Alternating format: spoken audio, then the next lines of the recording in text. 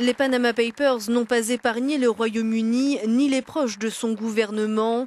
Le père du Premier ministre David Cameron aurait placé la fortune familiale dans un fonds offshore selon The Guardian. Éclaboussé par ces révélations, le chef du gouvernement s'est expliqué. J'ai un salaire de Premier ministre et j'ai des économies dont je perçois des intérêts. Je possède une maison dans laquelle nous vivions avant d'emménager à Downing Street.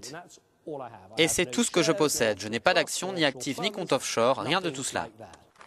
Avant son décès il y a 6 ans, le père de David Cameron, Ian, dirigeait un fonds d'investissement basé aux Bahamas dont les profits auraient échappé au fisc britannique pendant 30 ans. Un montage sophistiqué réalisé grâce au cabinet Mossack Fonseca dont les fichiers sont désormais au cœur de cette onde de choc. Cette semaine, la publication des Panama Papers ramène de plus en plus de gens à cette impression. Il y a un droit pour les riches et un pour tous les autres.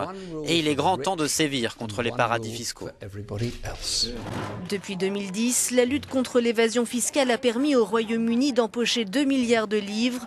Le fonds de Ian Cameron aurait employé une 50aine de personnes aux Bahamas, une méthode qui ne revêt pas de caractère illégal.